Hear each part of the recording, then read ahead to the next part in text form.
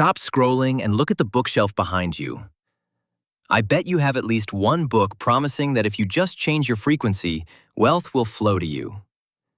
We're going to answer why working 80 hours a week while thinking positive still leaves 60% of millennials living paycheck to paycheck today.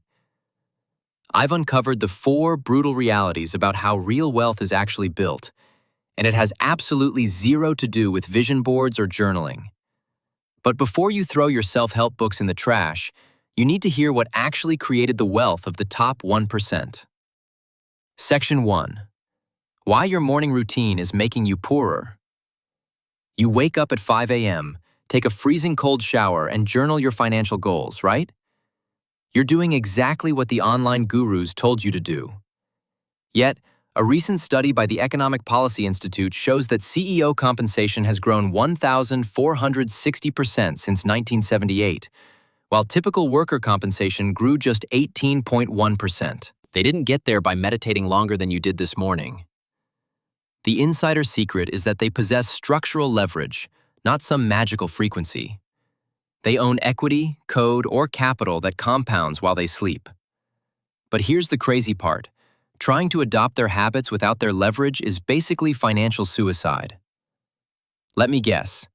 You've tried mimicking Elon Musk's time-blocking method, hoping it would magically multiply your bank balance. It's a classic survival bias trap we all fall for. We look at a billionaire's quirks and assume those quirks created the billions. According to psychological research on attribution error, we totally ignore the massive safety nets, seed capital, or macroeconomic timing that actually drove their success. Realize that rich habits are usually the luxury of being rich, not the actual cause of it.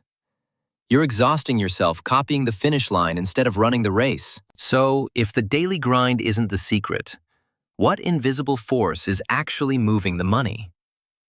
Section 2. The toxic trap of manifesting capital. Have you ever visualized a 6-figure month so hard it physically hurt, only to check your Stripe account and see absolute crickets? The self-help industry rakes in over $13 billion globally every single year by selling you the illusion of total control. The harsh statistical reality from the Small Business Administration is that 20% of new businesses fail in the first 2 years anyway. It's not because those founders didn't believe in themselves enough. They lacked distribution, product-market fit, or basic operating cash flow. Mindset is simply the baseline, not the business model. And there's a specific, highly manipulative psychological trick these gurus use to make you blame yourself when you fail. Think about the last time you bought an expensive course that didn't work out. Did the creators say their system was flawed? Or did they say you just had limiting beliefs? It's a brilliant psychological manipulation tactic. By shifting the blame to your internal state, they never have to take accountability for selling a defective strategy. In behavioral finance, this feeds right into the illusion of validity. Once you stop taking the bait, you realize that fixing a broken sales funnel requires better copywriting and market research, not another therapy session about your relationship with money. But wait until you see how the actual rich guys are deploying their capital right now while you're busy journaling. Section 3. The asymmetric bet you're missing. Picture the wealthiest guy you actually know in real life. Not a celebrity on a podcast, just that guy driving a Porsche who owns a boring commercial logistics company. Does he ever talk about his money frequency? Of course not. He talks about tax codes, profit margins, and asymmetric risk. Historical market data proves that wealth is generated through acquiring assets that appreciate, like S&P 500 index funds, which have historically returned around 10% annually, or cash-flowing real estate. The rich mindset isn't an emotion, it's a calculated mathematical framework. It's understanding exactly how to use cheap debt to buy assets that outpace inflation. But if you don't know the mathematical rule I'm about to show you, those assets will bleed you entirely dry. You might be thinking, I just need a massive side hustle to save up for these appreciating assets. But you're stepping right into the hardest trap to escape. The IRS data consistently shows that the top 1% of earners make a massive chunk of their income from capital gains and dividends, not standard W-2 wages.